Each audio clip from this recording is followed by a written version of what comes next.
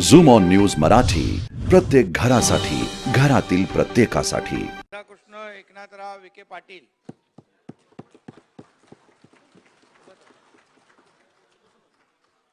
श्रीयुत सुधीर सच्चिदानंद मुनगंटीवार,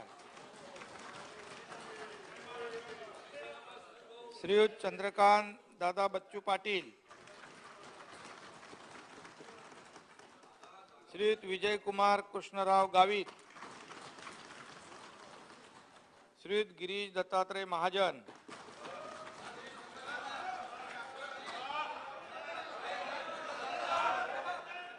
श्री गुलाबराव रघुनाथ पाटील,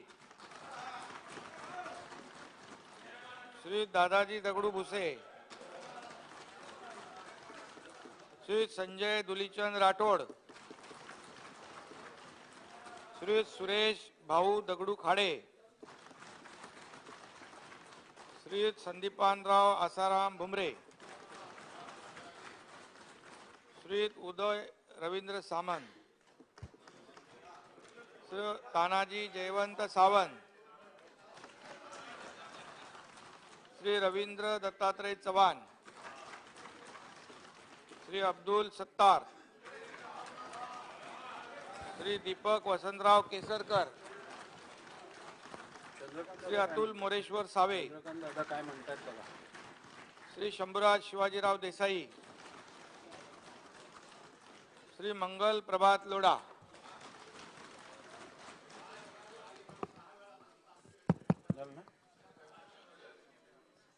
आज दिनांक 17 ऑगस्ट 2022 रोजी माजी विधानसभा अध्यक्ष मान्य श्री हरिभाऊ बागडे व सन्मान्य सदस्य श्रीमती मुक्ताताई टिळक यांचा वाढदिवस असल्यामुळे आपण सर्वजण त्यांना शुभेच्छा देऊ।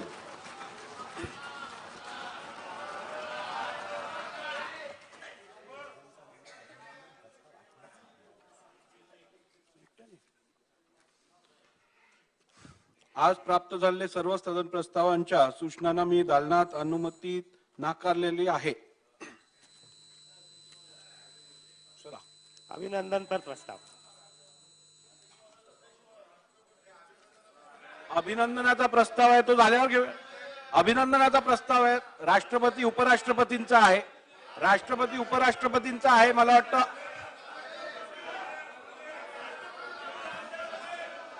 सन्मान्य नाना आपण राष्ट्रपती उपराष्ट्रपतींचा अभिनंदनाचा प्रस्ताव आहे त्यावरती आपण चर्चा घेऊ।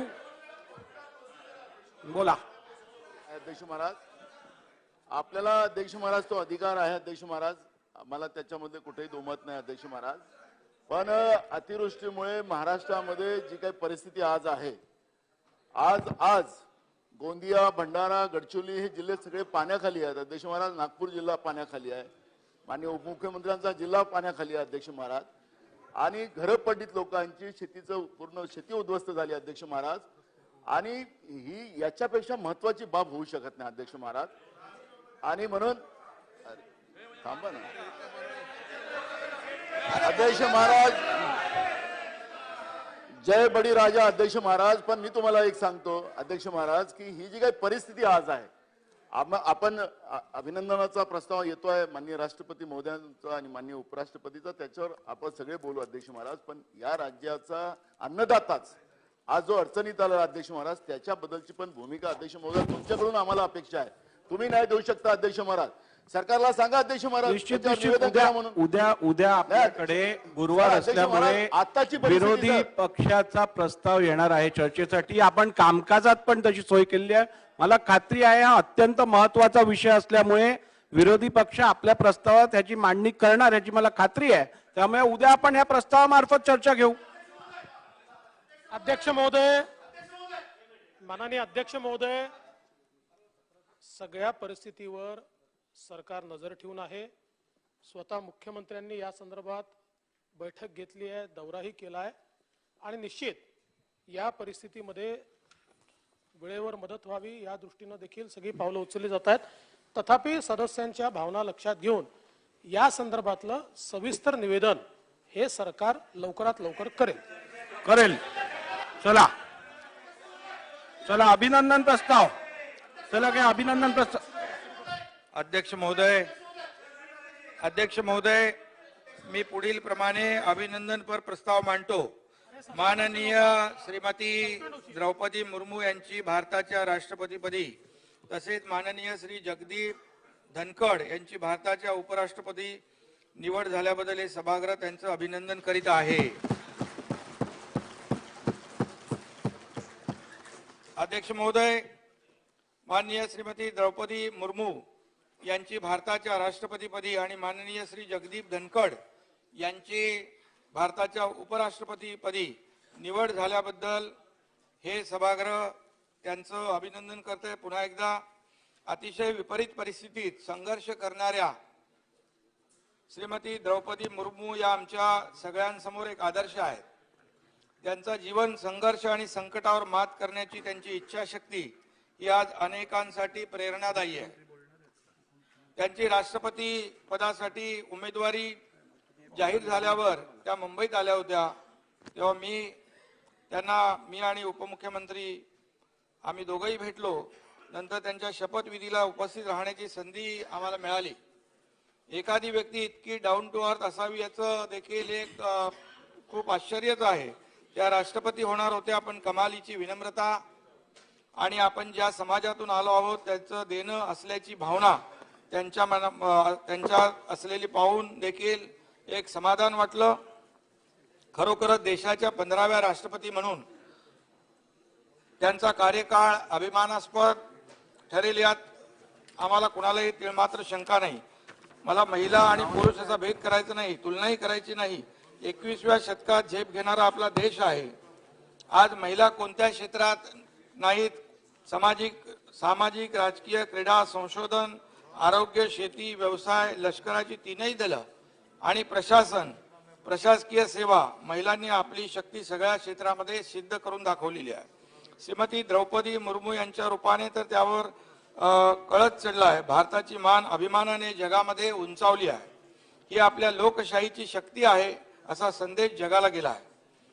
मी म्हणेन की देशातल्या समस्त गरीब, दुर्बल आणि मागास जनतेला जणू हे सर्वोच्च पद आज मिळालेलं आहे. अध्यक्ष महोदय, श्रीमती मुर्मू शपथ घेतल्यानंतर त्यांनी आपल्या पहिल्याच भाषणाची सुरुवात जोहार असं म्हणून केली. हा केवळ अभिवादन पर शब्द नाही, तर आदिवासी समाजात निसर्गाला, प्रकृतीला धन्यवाद देताना तो उल्लेख आहे. निसर्गाला समर्पण भावनेने सामोरे जाण्यासाठी अतिशय आदराने केलेला तो उल्लेख आहे. अध्यक्ष महोदय, राष्ट्रपती पदावर त्यांनी म्हटले, राष्ट्रपती पदावर असलं तरी माझे पाय मातीचेच आहेत, मातीतच आहेत आणि गोरगरीब आदिवासी आणि त्यांची संस्कृती हीच माझ्यात सामावलेली आहे, हे श्रीमती द्रौपदी मुर्मू यांनी दाखवून दिलेलं आहे. जगातल्या सर्वात सुंदर अशा निवडक प्रसादात वास्तूमध्ये जिचा समावेश होतो त्या भव्य राष्ट्रपती भवनामध्ये आमची आदिवासी कन्या राहते ही कल्पना मुळात अतिशय रोमांचकारी आहे. अध्यक्ष महोदय, राजकारण करताना नेहमीच संख्याबळाचा विचार केला जातो किंवा एखाद्या जाती पंथाचे लोकसंख्येत प्रमाण किती जास्त यावर त्याची शक्ती आणि इतर समीकरणं ठरतात. आणि म्हणूनच देशाच्या लोकसंख्येत केवळ 8.5% एवढंच प्रतिनिधित्व असलेल्या आदिवासी समाजातून श्रीमती द्रौपदी मुर्मू यांचं नाव राष्ट्रपती पदासाठी घेतलं गेलं तेव्हा देखील अनेकांना आश्चर्याचा धक्का बसला. देशातील सर्व पक्ष, संस्था, संघटना यांनी त्यांच्यावर अभिनंदनाचा वर्षाव केला.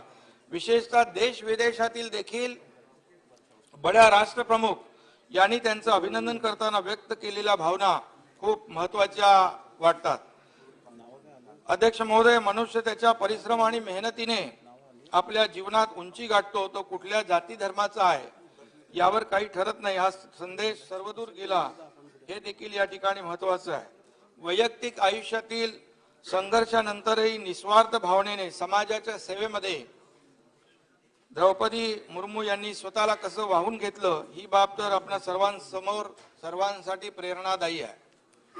मी त्यांच्या आयुष्यात त्यांच्यावर कोसळलेल्या संकटाचा उल्लेख इथे करत नाही, पण खरोखरच संकट सकारात्मक म्हणजे काय असं जर पाहिलं तर आपल्या राष्ट्रपती द्रौपदी मुर्मू यांच्याकडे बोट प्रत्येक जण दाखवेल.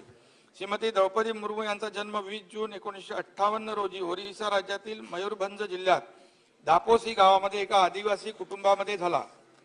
आदिवासी आणि त्यातही महिला असूनही शिक्षण हेच त्यांनी आपल्या आयुष्याचं ध्येय ठेवलं. भुवनेश्वर येथे रमादेवी महिला महाविद्यालयातून त्यांनी कला शाखेची पदवी संपादन केली. विद्युत विभागात कनिष्ठ सहाय्यक म्हणून काम केलं. नंतर त्यांनी काही काळ त्या शिक्षिकाही होत्या. त्याच वेळेस त्यांनी आदिवासी समाजाच्या उन्नतीसाठी काम सुरू केलं. अध्यक्ष महोदय, श्रीमती मुर्मू या 1997 मध्ये रायरंगपूर नगर पंचायतीच्या नगरसेविका देखील होत्या. त्यानंतर 2000 व सन 2004 मध्ये रायरंगपूर विधानसभा मतदारसंघातून त्या ओरिसा विधानसभेवर निर्वाचित झाल्या होत्या. त्यांनी ओरिसा सरकारमध्ये वाणिज्य आणि वाहतूक, मत्स्य व्यवसाय, पशुसंवर्धन खात्याच्या राज्यमंत्री म्हणूनही उत्तम कामगिरी बजावली होती. 2007 मध्ये त्यांना सर्वोत्कृष्ट आमदार म्हणून नीलकंठ पुरस्काराने ओरिसा विधानसभेने गौरवलं होतं. त्यानंतर ते 2015 ते 2021 या कालावधीत झारखंडचे राज्यपाल म्हणून त्यांनी काम पाहिलं. राष्ट्रपती पदावर श्रीमती द्रौपदी मुर्मू यांची झालेली निवड आपल्या सर्वांसाठी अभिमानास्पद आहे. आदिशक्ती म्हणून मातृभक्त, स्त्रीभक्त शक्ती समोर नतमस्तक होणारी संस्कृती अशी आपल्या संस्कृतीची ओळख आहे. भारताने नेहमीच महिला सबलीकरणासाठी पहिलं पाऊल टाकून जगासमोर आदर्श ठेवला आहे. याच परंपरेचा गौरव आणि अभिमान म्हणून श्रीमती मुर्मू यांची निवड ओळखली जाईल. आदिवासी समाजातून येऊनही उच्च शिक्षित आणि समाजकारणात अग्रभागी राहिलेले नेतृत्व म्हणून श्रीमती मुर्मू यांची ओळख आहे. त्यांच्या निवडीने आदिवासी समाजाच्या प्रगतीसाठी आणि त्यातील विविध घटकांना विकासाच्या मुख्य प्रवाहामध्ये सामावून घेण्यासाठी या प्रक्रियेला मोठा हातभार लागणार आहे. श्रीमती मुर्मू आपल्या पदाच्या माध्यमातून भारतीय संस्कृतीचा गौरव वाढवण्यासाठी आणि बलशाली प्रजासत्ताक निर्मितीसाठी महत्त्वाचे योगदान देतील हा दृढ विश्वास आम्हाला सगळ्यांना आहे. त्यांची निवड हा मनामनात प्रखर राष्ट्राभिमान जागृत करणारा क्षण आहे. या निवडीसाठी श्रीमती मुर्मू यांचं मी मनापासून अभिनंदन करतो आणि त्याचबरोबर या निमित्ताने या देशाचे आदरणीय प्रधानमंत्री नरेंद्रजी मोदी साहेबांचेही आभार मानतो, त्यांना धन्यवाद देतो. 130 कोटी जनतेच्या या देशातून त्यांनी हा हिरा शोधून काढला. हिऱ्याला झळाळी जशी त्याला लाभलेल्या कोंदणामुळे शोभून दिसते, अधिक उठून दिसते, त्याप्रमाणे या भारत नावाच्या कोंदणात मोदीजींनी हा हिरा बसवला आहे. आदिवासी समाजाचा हा गौरव आहे, त्यांना मुख्य धारेत आणण्याचे पाऊल आहे. त्यासाठी मी प्रधानमंत्री महोदयांचं देखील अभिनंदन करतो आणि पुन्हा एकदा राष्ट्रपती महोदयांचं मी अभिनंदन करतो. अध्यक्ष महोदय, भारताचे नवनियुक्त उपराष्ट्रपती श्री जगदीप धनखड यांचं देखील मी मनापासून अभिनंदन करतो. राजस्थान मधील झुंझुनू जिल्ह्यातील किठाणा गावात एक शेतकरी कुटुंबात त्यांचा जन्म झाला. चित्तोडगड येथील सैनिक शाळेतून आपले शालेय शिक्षण पूर्ण केल्यानंतर त्यांनी भौतिकशास्त्र या विषयामध्ये पदवी संपादन केली. नंतर त्यांनी राजस्थान विद्यापीठातून कायद्याची पदवी प्राप्त केली. श्री धनखड यांनी सुरुवातीस काही काळ राजस्थान उच्च न्यायालयात वकिली देखील केली. त्यानंतर सर्वोच्च न्यायालयामध्ये देखील त्यांनी वकिली केली. राजस्थान उच्च न्यायालयाच्या बार असोसिएशनचे ते अध्यक्ष होते. श्री धनखड यांनी सन 1989 साली राजकारणात प्रवेश केला. ते 1989 मध्ये राजस्थानातील झुंझुनू मतदारसंघातून लोकसभेवर निर्वाचित झाले. सन एप्रिल 1990 ते नोव्हेंबर 1990 या कालावधीमध्ये त्यांनी केंद्रीय संसदीय कामकाज खात्याचे राज्यमंत्री देखील उत्तम कामगिरी केली. त्यांची सन 1993 ते 1998 या कालावधीमध्ये राजस्थानातील अजमेरा जिल्ह्यातील किशनगंज विधानसभा मतदारसंघाचे प्रतिनिधित्व केलं होतं. श्री धनखड हे जुलै 2019 पासून पश्चिम बंगाल राज्याचे राज्यपाल देखील होते. अशा या संसदीय कामकाजाचा दांडगा अनुभव असलेल्या संसदपटूची भारताच्या उपराष्ट्रपतीपदी निवड झाली आहे. त्याबद्दल मी त्यांचं अभिनंदन करतो. त्यांना पुढील वाटचालीस शुभेच्छा देतो. धन्यवाद. अध्यक्ष महोदय, माननीय विरोधी पक्षनेत्यांनी माझी विनंती आहे की वरच्या सभागृहाचं कामकाज 12 वाजता सुरू होईल, तिथे प्रस्ताव मांडायला मला जावं लागेल. त्यामुळे लेईंग मधलं फक्त ज्या पुरवणी मागण्याचं लेईंग करायचं आहे ते 1 मिनिटात होईल, तेवढी आपण माझी विनंती होती. ठीक आहे अध्यक्ष महोदय, मी आपल्या अनुमतीने सन 2022-23च्या पुरवणी मागण्या सभागृहात सादर करतो व असे करीत असताना मी सभागृहाच्या असे निदर्शनास आणू इच्छितो की भारतीय संविधानाच्या अनुच्छेद 205 व 203 खंड 3 खाली मिळालेल्या अधिकारात महाराष्ट्राच्या माननीय राज्यपाल महोदयांनी सन 2022-23च्या पुरवणी मागण्या विचारात घेण्यात याव्यात अशी शिफारस या सन्माननीय सभागृहास केली आहे. सन 2022-23 च्या पुरवणी मागण्या सभागृहास सादर करण्यात आल्या आहेत. पुरवणी मागण्यांचे वितरण पत्र मान्य सदस्यांना महाराष्ट्र विधानमंडळाच्या व शासनाच्या संकेतस्थळावरून तसेच टपालखान्याद्वारे उपलब्ध करून देण्यात येत आहे. या मागण्यांवर चर्चा व मतदान दिनांक 22 व 23 ऑगस्ट 2022 रोजी होईल. दिनांक 22 व 23 ऑगस्ट 2022 रोजी चर्चा व मतदानासाठी जे विभाग प्राथम्य क्रमात घेण्यात येतील त्या विभागांवरील कपात सूचना दिनांक 23 ऑगस्ट 2022 रोजी सायंकाळी 5 वाजेपर्यंत स्वीकारल्या जातील. अध्यक्ष महोदय, सभागृहाचे नेते राज्याचे मुख्यमंत्री माननीय एकनाथराव शिंदे साहेबांनी आज सभागृहामध्ये भारताच्या राष्ट्रपती आणि भारताचे उपराष्ट्रपती यांचा अभिनंदनाचा जो ठराव इथं मांडलेला आहे त्याला अनुमोदन देण्याकरता, त्याला पाठिंबा देण्याकरता मी इथं उभा आहे. अध्यक्ष महोदय, भारतासारख्या जगातल्या सर्वात मोठ्या लोकशाही देशाच्या सर्वोच्च स्थायी राष्ट्रपतीपदी सन्माननीय द्रौपदी मुर्मूजी यांच्यासारखी भगिनी निवडून आली आहे आणि उपराष्ट्रपतीपदी सन्माननीय जगदीप धनखडजी यांची निवड झालेली आहे. दोन्ही नेत्यांनी आपल्या पदाचा कार्यभार देखील आता स्वीकारलेला आहे. नवीन जबाबदारी पार पाडण्यास त्यांनी दोघांनी देखील सुरुवात केलेली आहे आणि देशाच्या राष्ट्रपती उपराष्ट्रपतीपदी या दोन महान व्यक्तिमत्वांची झालेली निवड ही आपल्या देशामध्ये रुजलेल्या परिपक्व लोकशाही व्यवस्थेचा विजय आहे. भारतीय जनमानसामध्ये लोकशाही किती खोलवर रुजलेली आहे ही दाखवणारी ही खऱ्या अर्थाने घटना आहे. या सभागृहातील विरोधी पक्षाच्या वतीनं मी सन्माननीय राष्ट्रपती द्रौपदी मुर्मूजी आणि सन्माननीय उपराष्ट्रपती जगदीप धनखडजी यांचं मनापासून अभिनंदन करतो. आपल्या नवीन राष्ट्रपती द्रौपदी मुर्मूजी यांचं अभिनंदन कौतुक करत असताना अनेकांनी देशामध्ये ज्यावेळेस त्यांनी जबाबदारी राष्ट्रपती पदाची स्वीकारली त्यावेळेस अनेकांनी त्यांचा उल्लेख पहिल्या आदिवासी राष्ट्रपती, दुसऱ्या महिला राष्ट्रपती असा केला. त्या देशाच्या पहिल्या आदिवासी आणि दुसऱ्या महिला राष्ट्रपती आहेतच, हे त्यांचं बलस्थान शक्तिस्थान आहे. नेतृत्व, कर्तृत्व, वक्तृत्व अशा अनेक बाबतीत त्यांनी आपलं कर्तृत्व सिद्ध केलेलं आपण पाहिलंय. सन्माननीय द्रौपदी मुर्मूजी या मूळच्या ओडिसाच्या आहेत.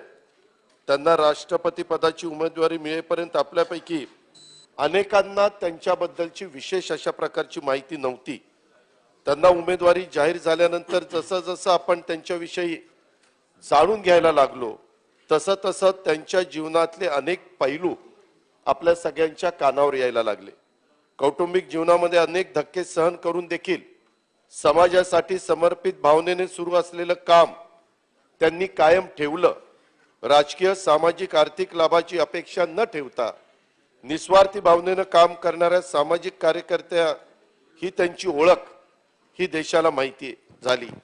ओडिसा राज्याच्या मयूरगंज जिल्ह्यातील एका आदिवासी पाड्यामध्ये यांचा झालेला जन्म आणि अत्यंत प्रतिकूल अशा प्रकारची परिस्थिती आणि पदवीपर्यंत शिक्षण पूर्ण त्यांनी केलं. शिक्षण पूर्ण झाल्यावर खऱ्या अर्थाने त्या शिक्षक म्हणून कामाला त्यांनी सुरुवात केली. आपल्या देशामध्ये दोन व्यक्ती शिक्षक पेशा असताना नंतर राष्ट्रपती झाल्या, ते म्हणजे एक सर्वपल्ली राधाकृष्णन आणि त्याच्यानंतर आत्ताच्या राष्ट्रपती महोदया. अध्यक्ष महोदय, शिक्षण म्हणून अध्यापन करत असताना राजकीय सामाजिक क्षेत्राकडे त्या ओढल्या गेल्या. संघटना, राजकीय, शासकीय पातळीवर निरनिराळ्या जबाबदाऱ्या सांभाळत असताना देशाच्या सर्वोच्च स्थानावर भारताच्या राष्ट्रपती पदावर पोहोचणं हा गौरव सन्माननीय द्रौपदी मुर्मूजी यांचा आहे. देशातील स्त्री शक्तीचा, आदिवासी शक्तीचा, लोकशक्तीचा हा गौरव आहे असं मला वाटतं.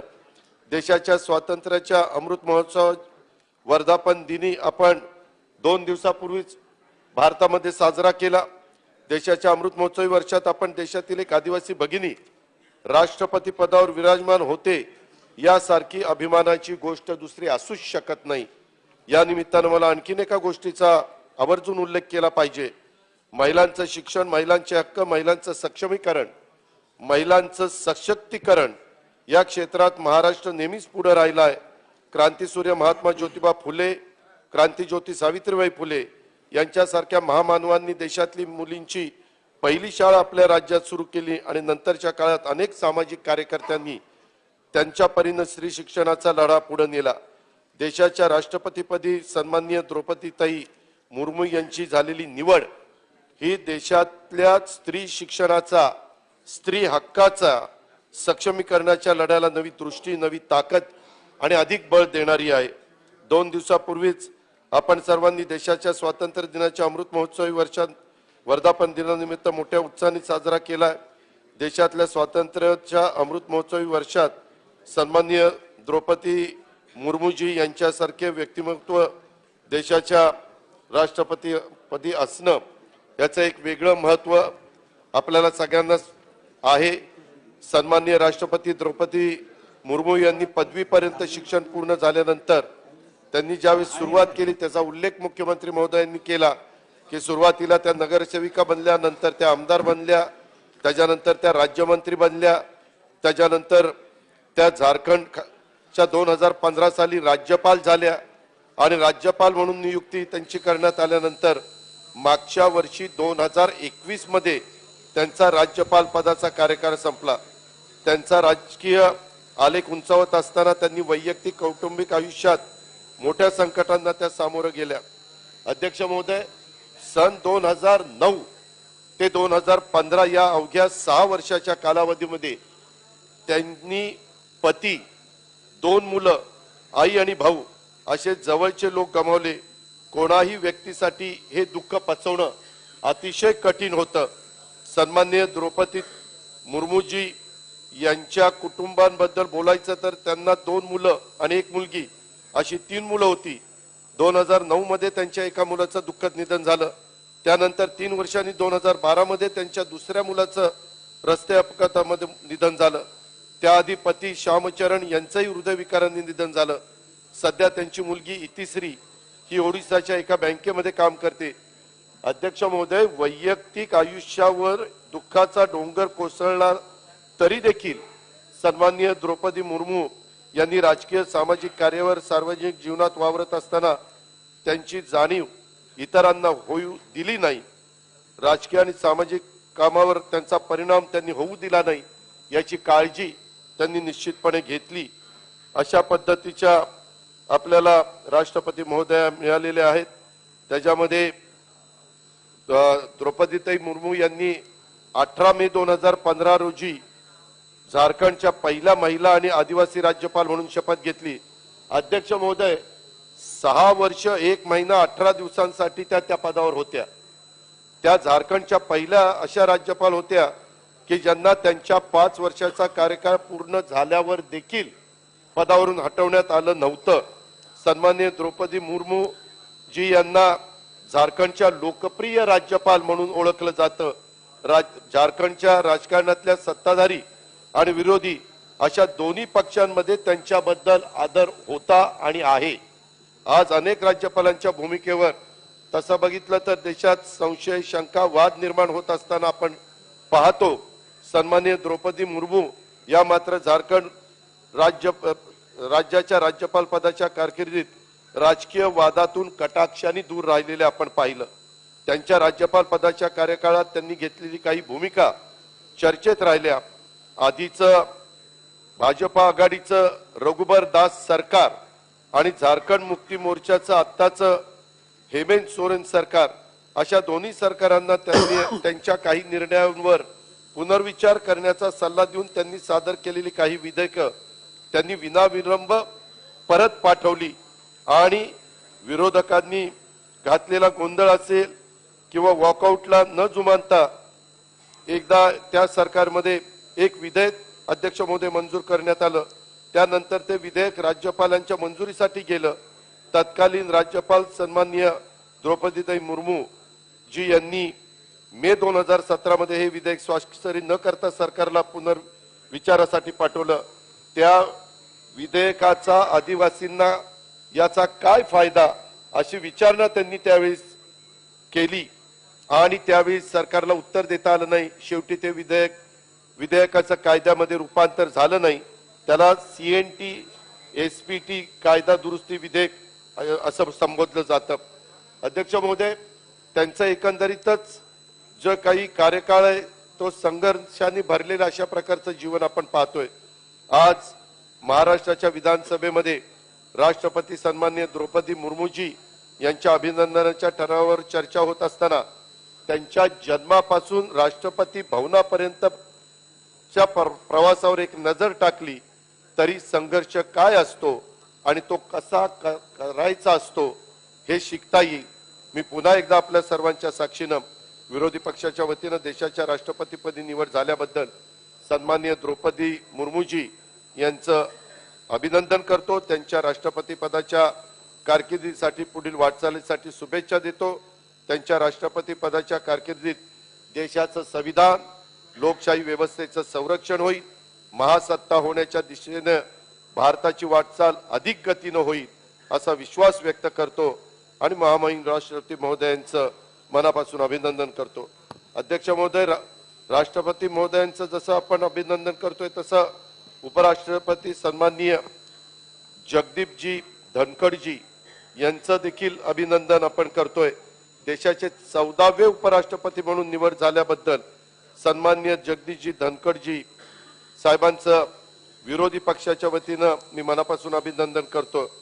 राजस्थानमध्ये जन्म घेतलेले जगदीप धनखडजी चित्तोडगडच्या सैनिकी शाळेमध्ये शिक्षण घेतात, ते पदवी घेतात, वकिलीचं ज्ञान संपादन करतात आणि त्याच्यानंतर 89 ते 91 या काळामध्ये साधारण 2 वर्षाचीच ती टर्म झाली अध्यक्ष महोदय. पण त्या काळामध्ये जनता दलाकडनं झुंझुनू मतदारसंघातनं ते खासदार म्हणून निवडून आलेले होते.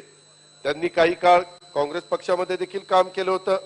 2003 मध्ये त्यांनी भाजपमध्ये प्रवेश केला आणि 2019 साली त्यांना पश्चिम बंगालच्या राज्यपालपदी नियुक्त करण्यात आलं. उपराष्ट्रपती होण्याआधी ते पश्चिम बंगालचे राज्यपाल होते. त्यांनी आमदारकीची निवडणूक, खासदारकीची निवडणूक अशा काही निवडणुका त्यांनी लढवल्या. परंतु अध्यक्ष महोदय, एकंदरीतच हे सगळं काम करत असताना ते जुलै 2019 मध्ये ते पश्चिम बंगालचे राज्यपाल म्हणून नियुक्ती करण्यात आल्यानंतर आज 2022 मध्ये उपराष्ट्रपतीपदी त्यांची निवड झालेली आहे. सन्माननीय धनखडजी हे क्रीडाप्रेमी आहेत, क्रीडा चळवळीतील चांगले कार्यकर्ते म्हणून ओळखले जातात. त्यांनी काही काळ राजस्थान ऑलिम्पिक संघटना आणि राजस्थान टेनिस संघटनेचं देखील अध्यक्षपद अध्यक्ष महोदय सांभाळलं.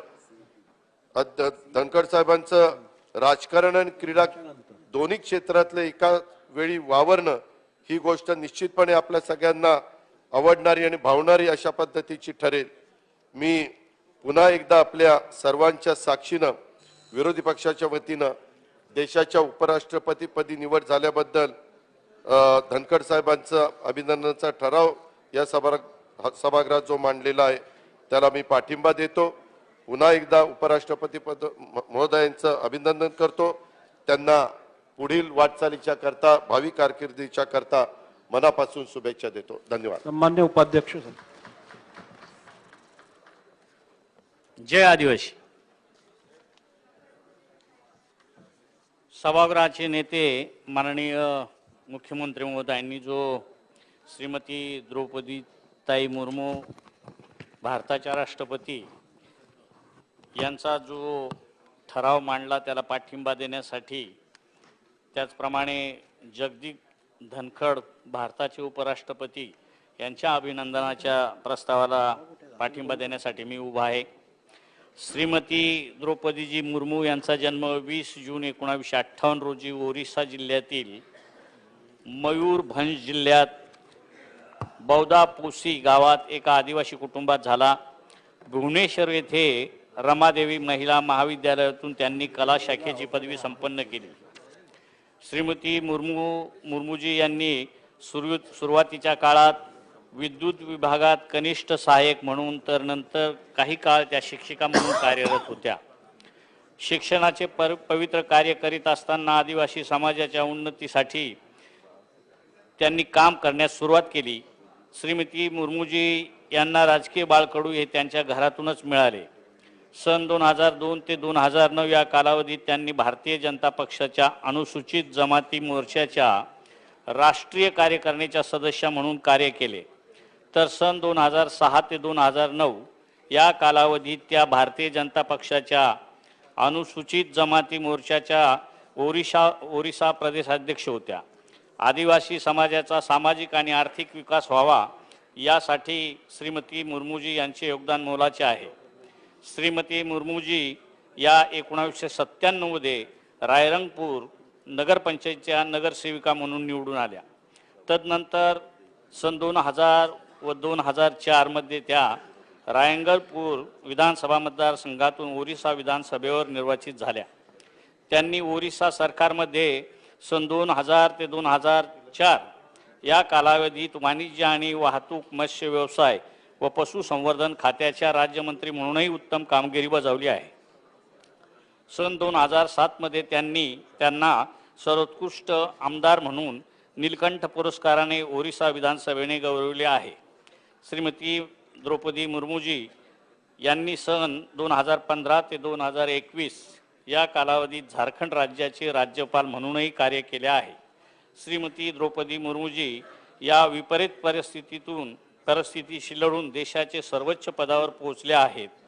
ही बाब आपल्या लोकशाहीची शक्ती दर्शवते.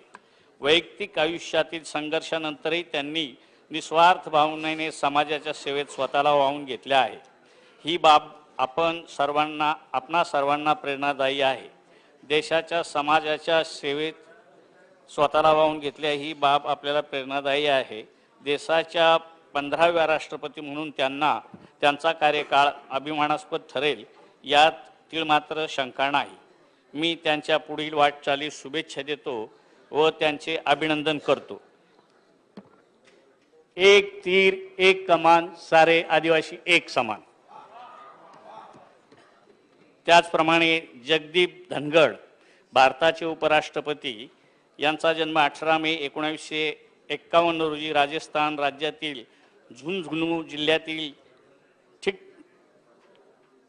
किठाणा गावात एका शेतकरी कुटुंबात झाला. चित्तोडगड येथील सैनिकी शाळेतून आपले शालेय शिक्षण पूर्ण केल्यानंतर त्यांनी भौतिकशास्त्र या विषयात पदवी संपादन केली. तदनंतर त्यांनी राजस्थान विद्यापीठातून कायद्याची पदवी प्राप्त केली. श्री धनखड यांनी सुरुवातीस काही काळ राजस्थान उच्च न्यायालयात वकिली केली. तदनंतर सर्वोच्च न्यायालयातील त्यांनी वकिली केली. राजस्थान उच्च न्यायालयाच्या बार असोसिएशनचे ते अध्यक्ष होते. धनखड यांची सन 1989 साली राजकारणात प्रवेश केला.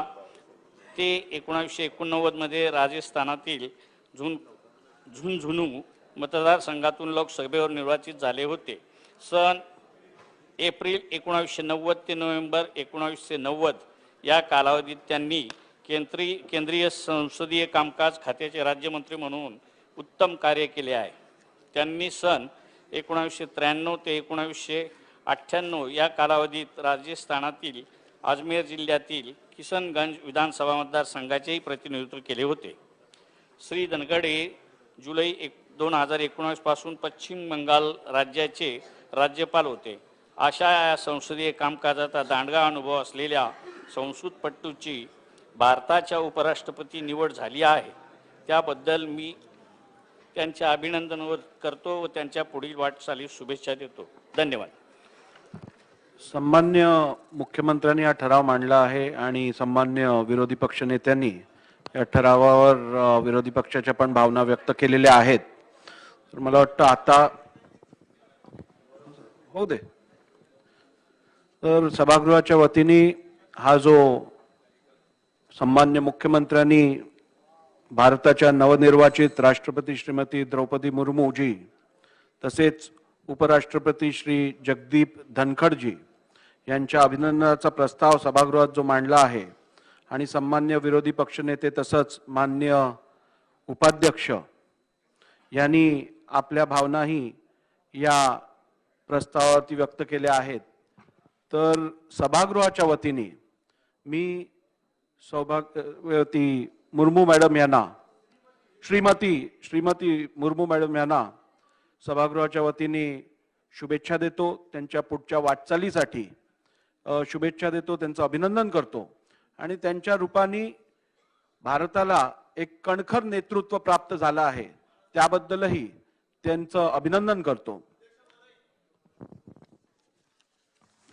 त्याचप्रमाणे भारताचे उपराष्ट्रपती श्री जगदीप धनखडजी यांचीही उपराष्ट्रपती नियुक्ती झाल्याबद्दल सभागृहाच्या वतीने मी त्यांचं मनापासून अभिनंदन करतो आणि पुढच्या वाटचालीकरताही त्यांना मनापासून शुभेच्छा देतो. आता सदर अभिनंदनपर प्रस्ताव संमत करावा अशी सर्वांना मी विनंती करतो. अभिनंदनपर प्रस्ताव एकमताने संमत करण्यात आला आहे.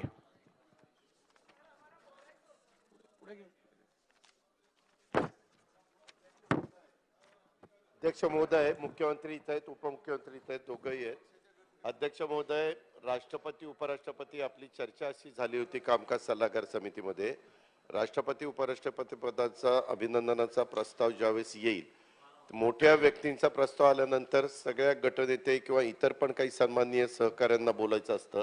माझी विनंती आहे की आपण ती परवानगी द्यावी अध्यक्ष महोदय, कारण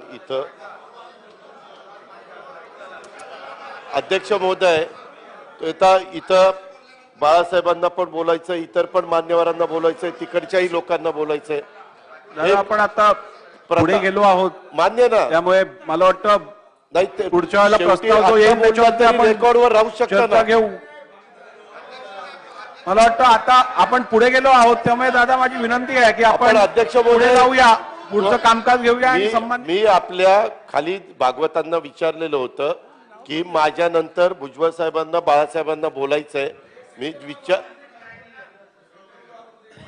नाही असं नका मुनगंटीवार साहेब, देशाचे राष्ट्रपती आहेत, उपराष्ट्रपती आहेत, काय नवी पद्धत पाडू नका, हे बरोबर नाही. एकमताने संमत केलेला प्रस्ताव आहे, त्यामुळे विचार पुढे केला जाऊया पाहिजे. आपण. आता एकमताने प्रस्ताव आपण संमत केलेला, आता पुढे जाऊया आपण, पुढे घेऊया आपण. संमत झालाय, पुढे घेऊया आपण. चला. मी आता माननीय विरोधी पक्षनेत्यांना विनंती करेन, बहुतेक आपलं कन्फ्युजन झालं, कारण त्या दिवशी आपलं असं ठरलं होतं की माननीय मुख्यमंत्री महोदय आणि विरोधी पक्षनेत्यांनी बोलायचं. पण हे आपण म्हणतात तेही खरं आहे की ती पण चर्चा झाली होती की इतरांना बोलू द्यायचं की नाही, पण तो निर्णय त्या दिवशी झाला नव्हता. पण आता मला असं वाटतं थोडं औचित्याला धरून होणार नाही. सगळे बोलले तरी अडचण नव्हतीच, कारण शेवटी आपला अभिनंदनाचाच ठराव आहे. पण आता माननीय अध्यक्ष पुढे गेले असल्यामुळे औचित्याला धरून होणार नाही, म्हणून माझी भुजबळ साहेबांनाही विनंती आहे की आता आपण पुढचं कामकाज करूया. चला. लिंग अध्यादेश सभागृहाच्या पटलावर ठेवणे. मुख्यमंत्री. अध्यक्ष महोदय, मी आपल्या अनुमतीने भारताच्या संविधानाच्या अनुच्छेद 213(2) क अन्वये सन 2022 महाराष्ट्र अध्यादेश क्रमांक 4 महाराष्ट्र नगर परिषदा नगरपंचायत औद्योगिक नगरी सुधारणा अध्यादेश 2022 सभागृहासमोर ठेवतो. अध्यादेश सभागृहासमोर ठेवण्यात आला. अध्यक्ष महोदय, मी आपल्या अनुमतीने भारताच्या संविधानाच्या अनुच्छेद 213(2) क अन्वये सन 2022 महाराष्ट्र अध्यादेश क्रमांक 7 मुंबई महानगरपालिका आणि महाराष्ट्र महानगरपालिका सुधारणा अध्यादेश 2022 सभागृहासमोर ठेवतो. अध्यादेश सभागृहासमोर ठेवण्यात आला. उच्च व तंत्र शिक्षण मंत्री. महोदय, मी आपल्या अनुमतीने भारताच्या संविधानाच्या अनुच्छेद 213(2) क अन्वये सन 2022 महाराष्ट्र अध्यादेश क्रमांक 6 महाराष्ट्र सार्वजनिक विद्यापीठ सुधारणा अध्यादेश 2022 सभागृहासमोर ठेवतो. अध्यादेश सभागृहासमोर ठेवण्यात आला. ग्रामविकास मंत्री.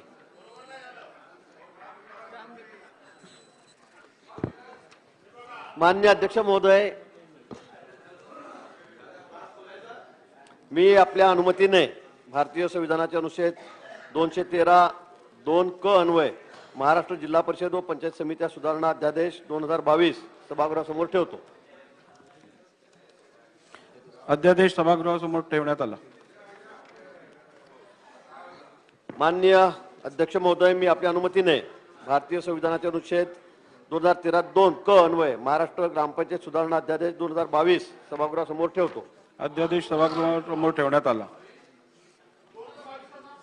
हो भास्करराव.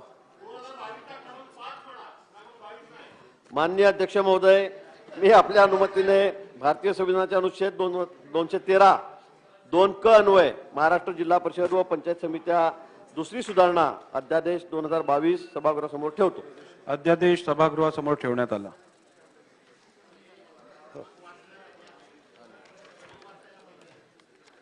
दोन्ही सभागृहांनी संमत केलेल्या विधेयकांना राज्यपालांची आधी संमती मिळाल्याचे जाहीर करणे. दोन्ही सभागृहांनी संमत केलेल्या विधेयकांना राज्यपालांची अधिसंमती मिळाल्या संदर्भाची यादी प्रधान सचिव वाचून दाखवतील. खालील विधेयकांना राज्यपालांची अधिसंमती मिळाली. सन 2021 चे विधानसभा विधेयक क्रमांक 36, महाराष्ट्र कृषी उत्पन्न पणन विकास व विनियमन त्रिस्तरीय सुधारणा विधेयक 2021.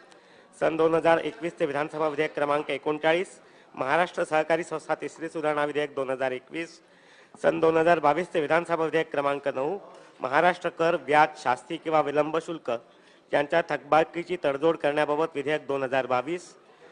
सन 2022 चे विधानसभा विधेयक क्रमांक 10, महाराष्ट्र सार्वजनिक विद्यापीठ सुधारणा विधेयक 2022. सन 2022 चे विधानसभा विधेयक क्रमांक 11, महाराष्ट्र मुद्रांक सुधारणा विधेयक 2022. सन 2022 चे विधानसभा विधेयक क्रमांक 12, महाराष्ट्र विनियोजन विधेयक 2022. सन 2022 चे विधानसभा विधेयक क्रमांक 13, महाराष्ट्र स्थानिक प्राधिकरणे राजभाषा विधेयक 2022. सन 2022 चे विधानसभा विधेयक क्रमांक 14, महाराष्ट्र शैक्षणिक संस्था शुल्क विनियमन सुधारणा विधेयक 2022. सन 2022 चे विधानसभा विधेयक क्रमांक 15, महाराष्ट्र सीओईपी तंत्रज्ञान विद्यापीठ विधेयक 2022.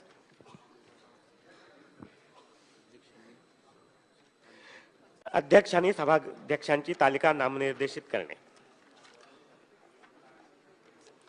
मी महाराष्ट्र विधानसभा नियम 8 च्या पोट नियम 1 अन्वये खालील सदस्यांची सभाध्यक्षांच्या तालिकेवर नामनियुक्ती करतो.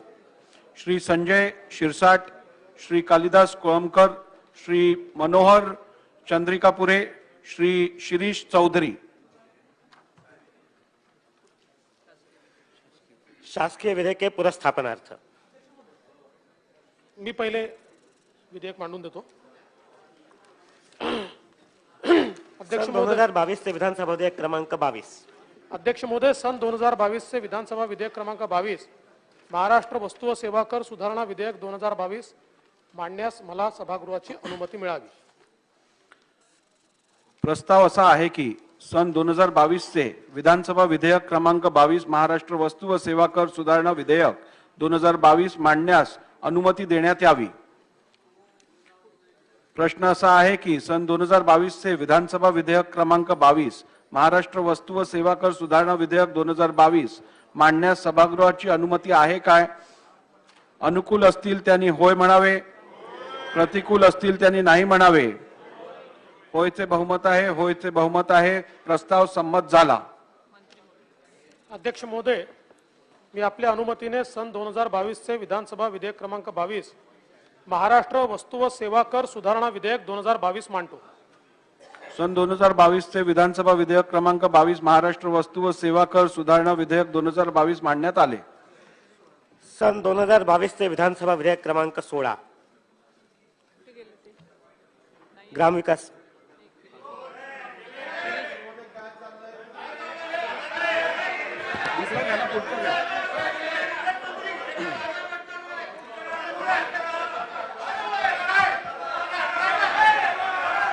मंत्री महोदय, अध्यक्ष महोदय, सन्मान्य संत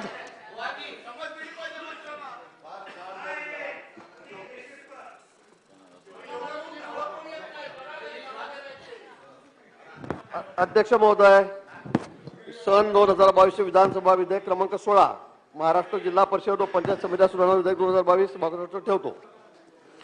प्रस्ताव असा आहे की सन 2022 चे विधानसभा विधेयक क्रमांक 16 महाराष्ट्र जिल्हा परिषद व पंचायत समिती सुधारणा विधेयक 2022 मांडण्यास अनुमती देण्यात यावी. प्रश्न असा आहे की सन 2022 चे विधानसभा विधेयक क्रमांक 16 महाराष्ट्र जिल्हा परिषद व पंचायत समिती सुधारणा विधेयक 2022 मांडण्यास सभागृहाची अनुमती आहे काय? अनुकूल असतील त्यांनी होय म्हणावे, प्रतिकूल असतील त्यांनी नाही म्हणावे. होयचे बहुमत, होयचे बहुमत. प्रस्ताव संमत झाला. अध्यक्ष महोदय, सन 2022 चे विधानसभा विधेयक क्रमांक 17 महाराष्ट्र जिल्हा परिषद व पंचायत समित्या दुसरी सुधारणा विधेयक 2022 मी सभागृहासमोर ठेवतो. सन 2022 चे विधानसभा विधेयक क्रमांक 16 महाराष्ट्र जिल्हा परिषद व पंचायत समित्या सुधारणा विधेयक 2022 मांडण्यात आले. सन 2022 चे विधानसभा विधेयक क्रमांक 17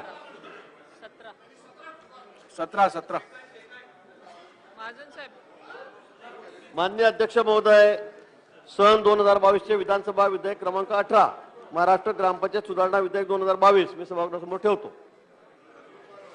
प्रस्ताव असा आहे की सन 2022 चे विधानसभा विधेयक क्रमांक 17 महाराष्ट्र जिल्हा परिषद व पंचायत समित्या दुसऱ्या सुधारणा विधेयक 2022 मांडण्यात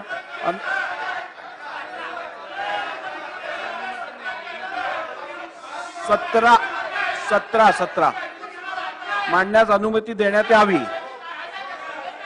प्रश्न असा आहे की सन 2022 चे विधानसभा विधेयक क्रमांक 17 महाराष्ट्र जिल्हा परिषद व पंचायत समित्या दुसरी सुधारणा विधेयक 2022 मांडण्यास सभागृहाची अनुमती आहे काय?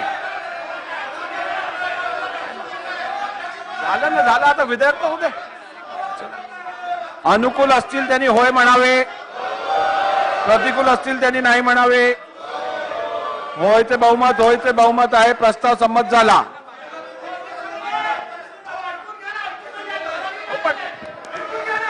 होऊ दे, त्यांचा होऊ दे, मग घेऊ ना आपण. अध्यक्ष महोदय, सन 2022 चे विधानसभा विधेयक क्रमांक 16 मंत्री महाराष्ट्र महोदय. जिल्हा परिषद व पंचायत समिती सुधारणा विधेयक 2022 मी सभागृहात ठेवतो.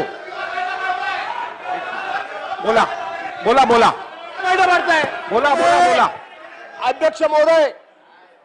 अध्यक्ष महोदय, सभागृहामध्ये अशी परिस्थिती नाहीये की आपण कामकाज रेटून न्यावं. आज कामकाजाचा पहिला दिवस आहे. काही जर उणीवा राहत असतील, चुका राहत असतील तर पॉइंट ऑफ ऑर्डर उपस्थित केला आम्ही, तर तो ऐकून तर घ्या. आपण म्हणतो पुढे गेले काय? अध्यक्ष महोदय, जर आपण काढून बघा रेकॉर्ड. आपण सन्माननीय- ऐकून घ्या, ऐकून तर घ्या. समजला, तुमचा मुद्दा समजला. चालू. अहो, आपण 16 पुकारलं. आपण या ठिकाणी विधेयक क्रमांक 16 पुकारलं. मंत्री महोदयांनी 17 मंजूर करा म्हणून. मी रेकॉर्ड चेक करा. मी पूर्वी 16 झालं, त्यानंतर 17 पुकारलं आणि 17 वरती मंत्री महोदयांनी योग्य निवेदन केलं. तुम्ही रेकॉर्ड आपण तपासून पाहू. आता सभागृह खोटं बोलतो. अध्यक्ष महोदय, आपण पहिलं विधेयक क्रमांक 16 पुकारलं, ते मंजूर झालं, सगळं झालं. नंतर आपण 17 म्हणाला, म्हणजे पुढचं घ्या. त्यांनी त्याला 18 केलं. तुम्ही अजूनही रेकॉर्ड काढून बघा. त्यांनी 18चं केलं. म्हणूनच सगळे म्हणत होते की जर आता 17 चालू आहे तर 17 म्हटलं पाहिजे. त्याचं होत नाहीये. आमचं म्हणणं, ग्रामविकास मंत्री ते असले, कुणी मंत्री असू द्या, त्या खात्याचं बिल मांडत असताना व्यवस्थितपणे आकडे मांडले गेले पाहिजेत आणि त्याच्याच बद्दल ऑब्जेक्शन काही सन्माननीय सदस्य घेत होते. आमची विनंती आहे की त्या गोष्टीला आपण महत्व द्यावं, दुरुस्त करा, त्यांना समज द्या. एक तर पहिल्याच दिवशी मंत्रिमंडळ आटोपशीर आहे आता, तरी बाहेर निघून जातात. असं नाही चालत. नियमाने वागलं पाहिजे. इतर वेळेस या गोष्टी विरोधी पक्षांनी जी सूचना केली आहे त्या अनुषंगाने रेकॉर्ड तपासून बघितलं जाईल. जर का 17च्या जागी 18 म्हणाले असतील सन्मान्य मंत्री महोदय, तर त्यात सुधारणा करायची आपल्याला निर्देश दिले जातील. चला. सन 2022 चे विधानसभा विधेयक क्रमांक 18 अध्यक्ष महोदय, सन 2022 चे विधानसभा विधेयक क्रमांक 18 बरोबर आहे. महाराष्ट्र ग्रामपंचायत सुधारणा विधेयक 2022 मी सभागृहासमोर ठेवतो. प्रस्ताव असा आहे की सन 2022 चे विधानसभा विधेयक क्रमांक 18 महाराष्ट्र ग्रामपंचायत सुधारणा विधेयक 2022 मांडण्यास अनुमती देण्यात यावी. प्रश्न असा आहे की सन 2022 चे विधानसभा विधेयक क्रमांक 18 महाराष्ट्र ग्रामपंचायत सुधारणा विधेयक 2022 मांडण्यास सभागृहाची अनुमती आहे काय? अनुकूल असतील त्यांनी होय म्हणावे, प्रतिकूल असतील त्यांनी नाही म्हणावे. होयचे बहुमत, होयचे बहुमत. प्रस्ताव संमत झाला.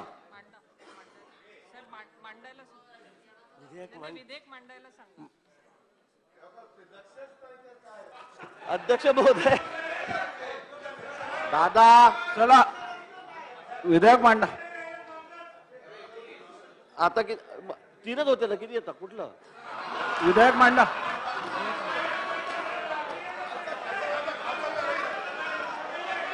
अध्यक्ष महोदय, 2022 चे विधानसभा विधेयक क्रमांक 18 महाराष्ट्र ग्रामपंचायत सुधारणा विधेयक 2022 मी सभागृहासमोर ठेवतो.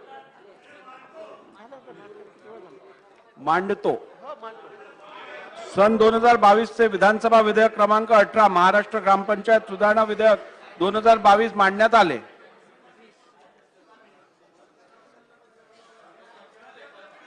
चला तो मांडू दे. सन 2022 चे विधानसभा विधेयक क्रमांक 19.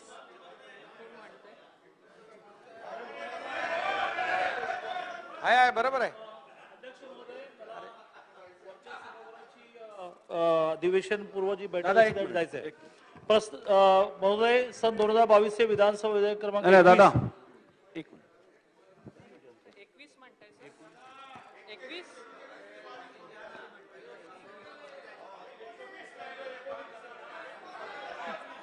चला घ्या.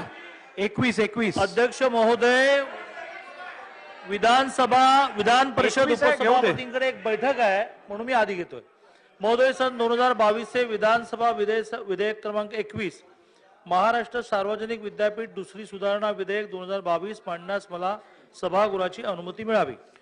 प्रस्ताव असा आहे की सन 2022 चे विधानसभा विधेयक क्रमांक 21 महाराष्ट्र सार्वजनिक विद्यापीठ दुसरी सुधारणा विधेयक 2022 मांडण्यात अनुमती देण्यात यावी. प्रश्न असा आहे की सन 2022 चे विधानसभा विधेयक क्रमांक 21 महाराष्ट्र सार्वजनिक विद्यापीठ दुसरी सुधारणा विधेयक 2022 मांडण्यास सभागृहाची अनुमती आहे काय? अनुकूल असतील त्यांनी होय म्हणावे, प्रतिकूल असतील त्यांनी नाही म्हणावे. होयचे बहुमत, होयचे बहुमत. प्रस्ताव संमत झाला. महोदय, मी आपल्या अनुमतीने सन 2022 चे विधानसभा विधेयक क्रमांक 21 महाराष्ट्र सार्वजनिक विद्यापीठ दुसरी सुधारणा विधेयक 2022 मांडतो. सन 2022 चे विधानसभा विधेयक क्रमांक 21 महाराष्ट्र सार्वजनिक विद्यापीठ दुसरी सुधारणा विधेयक 2022 मांडण्यात आले. सन 2022 चे विधानसभा विधेयक क्रमांक 19.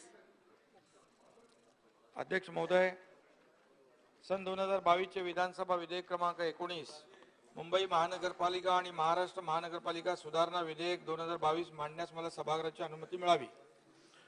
प्रस्ताव असा आहे की सन 2022 चे विधानसभा विधेयक क्रमांक 19 मुंबई महानगरपालिका आणि महाराष्ट्र महानगरपालिका सुधारणा विधेयक 2022 मांडण्यास अनुमती देण्यात यावी. प्रश्न असा आहे की सन 2022 चे विधानसभा विधेयक क्रमांक 19 मुंबई महानगरपालिका आणि महाराष्ट्र महानगरपालिका सुधारणा विधेयक 2022 मांडण्यास सभागृहाची अनुमती आहे काय? अनुकूल असतील त्यांनी होय म्हणावे, प्रतिकूल असतील त्यांनी नाही म्हणावे. होयचे बहुमत, होयचे बहुमत. प्रस्ताव संमत झाला. अध्यक्ष महोदय, मी आपल्या अनुमतीने सन 2022 चे विधानसभा विधेयक क्रमांक 19 मुंबई महानगरपालिका आणि महाराष्ट्र महानगरपालिका सुधारणा विधेयक 2022 मांडतो. सन 2022 चे विधानसभा विधेयक क्रमांक 19 मुंबई महानगरपालिका आणि महाराष्ट्र महानगरपालिका सुधारणा विधेयक 2022 मांडण्यात आले. सन 2022 चे विधानसभा विधेयक क्रमांक 20. अध्यक्ष महोदय, सन 2022 चे विधानसभा विधेयक क्रमांक 20 महाराष्ट्र नगर परिषदा नगरपंचायती व औद्योगिक नगरी सुधारणा विधेयक 2022 मांडण्यास मला सभागृहाची अनुमती मिळावी. प्रस्ताव असा आहे की सन 2022 चे विधानसभा विधेयक क्रमांक 20 महाराष्ट्र नगर परिषद नगरपंचायती व औद्योगिक नगरी सुधारणा विधेयक 2022 मांडण्यास अनुमती देण्यात यावी. प्रश्न असा आहे की सन 2022 चे विधानसभा विधेयक क्रमांक 20 महाराष्ट्र नगर परिषद नगर पंचायती व औद्योगिक नगरी सुधारणा विधेयक 2022 मांडण्यास सभागृहाची अनुमती आहे काय? अनुकूल असतील त्यांनी होय म्हणावे, प्रतिकूल असतील त्यांनी नाही म्हणावे. होयचे बहुमत प्रस्ताव संमत झाला.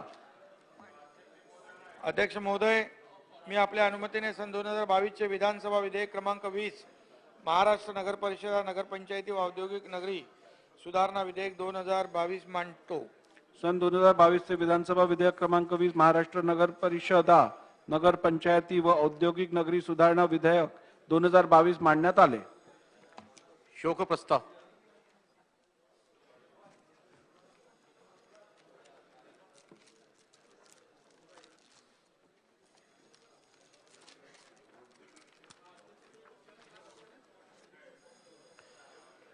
मी पुढील प्रमाणे शोकप्रस्ताव मांडतो. श्री भरतभाऊ नारायणभाऊ बहेकर, माजी विधानसभा सदस्य व माजी उपमंत्री, सर्वश्री बाबूराव काशीनाथ पाचरणे, जनार्दन दत्तुअप्पा बोंद्रे, नानासाहेब शांताराम माने, रावसाहेब पांडुरंग हाडोळळे व उद्धवराव अंताराम शिंगाडे, माजी विधानसभा सदस्य यांच्या दुःखद निधनाबद्दल हे सभागृह अति दुःख व्यक्त करते.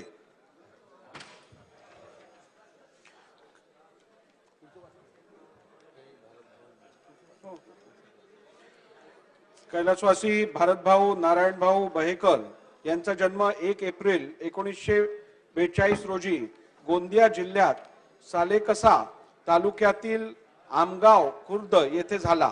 त्यांचे शिक्षण B.Com पर्यंत झाले होते. कैलासवासी बहेकर यांनी आमगाव ग्रामपंचायतीचे सरपंच म्हणून उत्तम कार्य केले होते. पंचशील मजूर कामगार सहकारी संस्था तसेच नेहरू क्रीडा मंडळाची त्यांनी स्थापना केली होती. आमगाव खरेदी विक्री सहकारी संस्था तसेच सहकारी भात गिरणी सोसायटींचे संचालक म्हणूनही त्यांनी उत्तम कार्य केले होते. सालेकसा तालुक्यातील अनेक सामाजिक व सहकारी संस्थांशी त्यांचा निकटचा संबंध होता. कैलासवासी बहेकर सन 1990 मध्ये आमगाव विधानसभा मतदारसंघातून महाराष्ट्र विधानसभेवर निर्वाचित झाले होते. त्यांनी डिसेंबर 1991 ते नोव्हेंबर 1992 या कालावधीत सार्वजनिक बांधकाम, वने व सहकार खात्याचे उपमंत्री म्हणून उत्तम कार्य केले होते. अशा या ज्येष्ठ समाजसेवकाचे मंगळवारी दिनांक 9 ऑगस्ट 2022 रोजी दुःखद निधन झाले. कैलासवासी बाबूराव काशीनाथ पाचरणे यांचा जन्म 1 नोव्हेंबर 1951 रोजी पुणे जिल्ह्यात शिरूर तालुक्यातील तोरडेबाचीवाडी येथे झाला. त्यांचे शिक्षण FY BA पर्यंत झाले होते. कैलासवासी पाचरणे यांची विद्याभारती शिक्षण संस्था तसेच बाबूराव पाचरणे कला क्रीडा सांस्कृतिक प्रतिष्ठानाचे अध्यक्ष म्हणून उत्तम कार्य केले होते.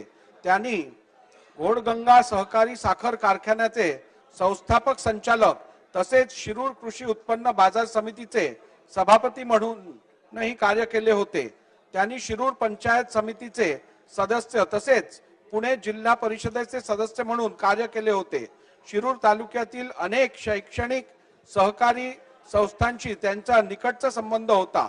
शिरूर तालुक्याच्या सर्वांगीण विकासासाठी त्यांनी विशेष प्रयत्न केले होते. कैलासवासी पाचरणे सन 2004 ते 2014 मध्ये पुणे जिल्ह्यातील शिरूर मतदारसंघातून महाराष्ट्र विधानसभेवर निर्वाचित झाले होते.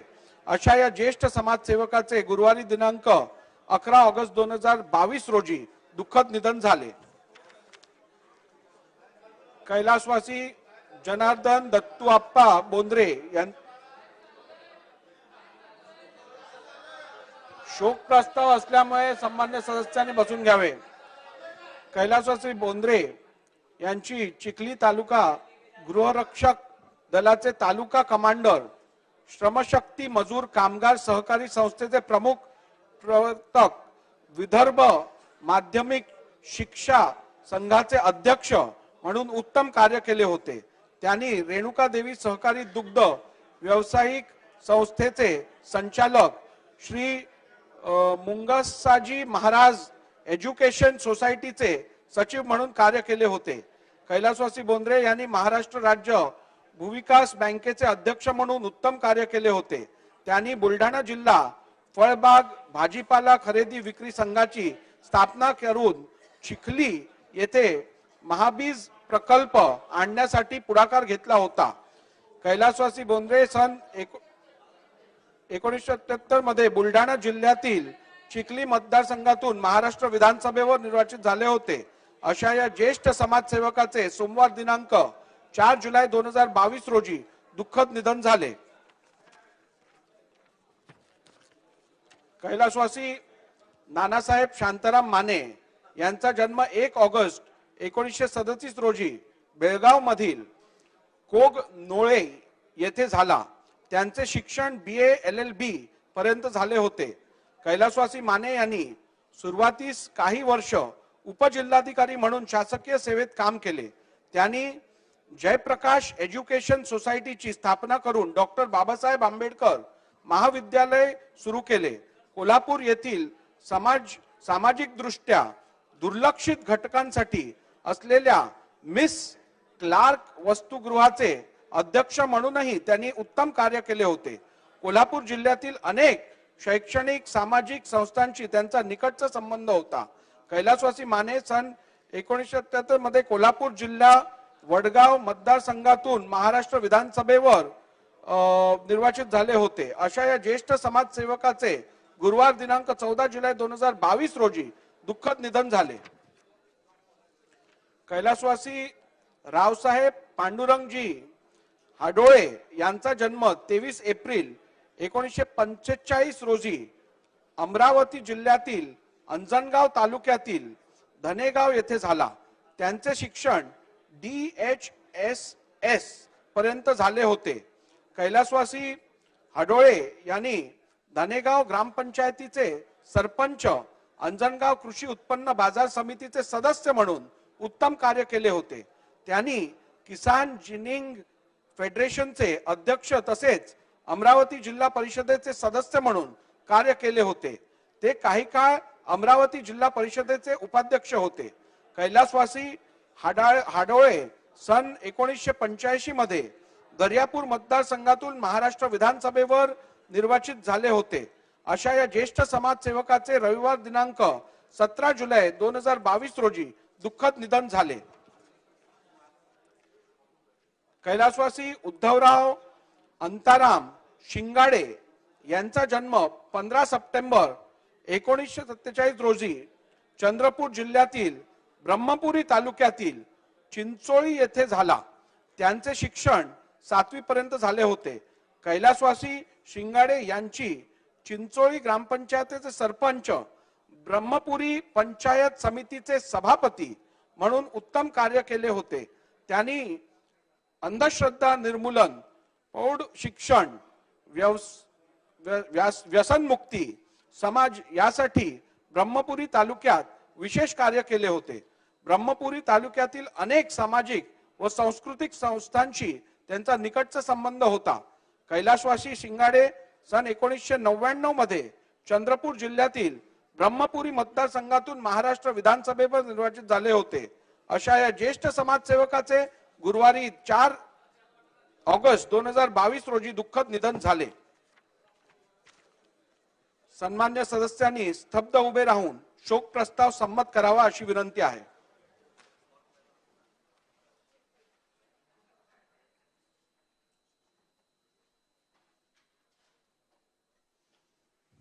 ओम शांती शांती. सदस्यांनी खाली बसावे. शोक प्रस्ताव संमत करण्यात आला आहे. प्रस्तावाची एक प्रत विधिमंडळाचे स्मृतिपत्र शोकाकुल कुटुंबियांकडे पाठवण्यात येईल.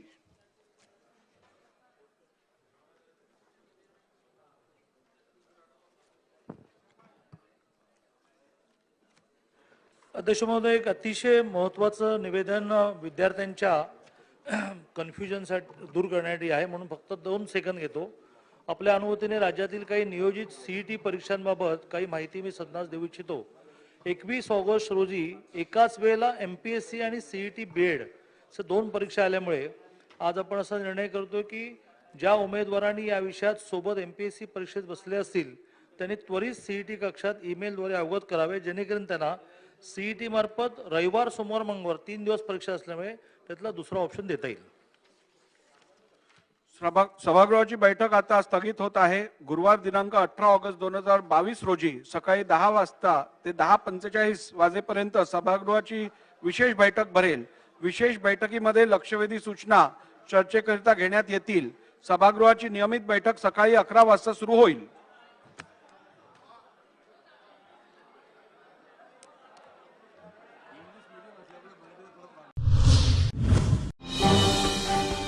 झूम ऑन न्यूज मराठी, प्रत्येक घरासाठी, घरातील प्रत्येकासाठी.